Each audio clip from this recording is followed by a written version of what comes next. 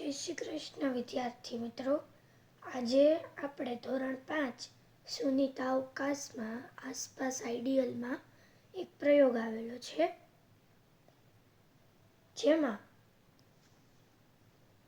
ઉંદર હાથીને ઉચકે છે. એવું સાચા તો શક્ય નથી, પણ આપણે ગુરુત્વાકર્ષણ બળ અને નાના પથ્થરથી ઉત્પન્ન થતું બળ આપણે બધું સમજીશું.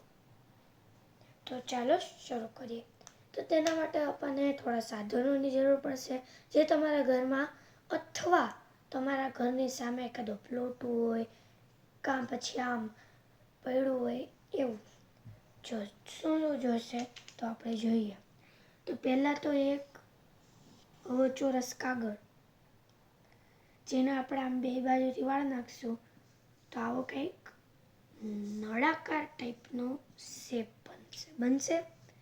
હવે એક જોશે દોરી, એને અહીંયા વચમાં નાખવાની અને નીચેની સાઈડ મોટો અને ઉપરની સાઈડ નાનો પથ્થર નાખવાનો છે.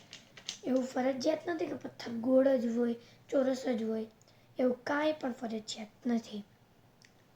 તો હાલો, સાધનો સમજી ગયા. પદ્ધતિ તો કરવાનું છે, આને વાળી અને આવી રીતે બનાવવાનું. દોરીમાં બંને પથ્થર બાંધી દેવાના. પછી આ જે નાનો પથ્થર છે ને, એને ગોળ ગોળ ફેરવવાનો આમ સ્પીડમાં. જેથી કે આ મોટો પથ્થર નાનો પથ્થર અને આમાં ફેરવવાનું. ઓકે.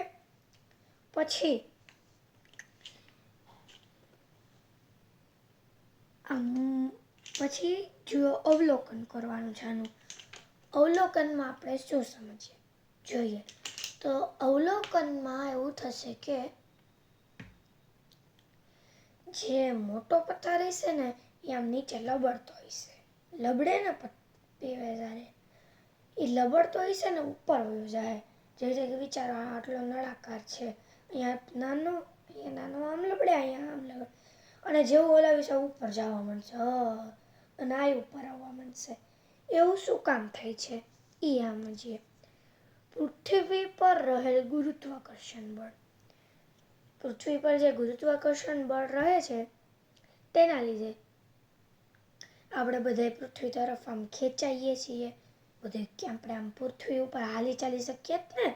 આમ અવકાશયાન હોય, રોકેટ, સ્પેસશિપ, એમાં આપણે આમ ઉડતા હોઈએ એવું હોય ને, એવું નહીં. એવું શું કામ કે આ ઉપર ગયો ને ઓલો ઉપર ગયો કહું.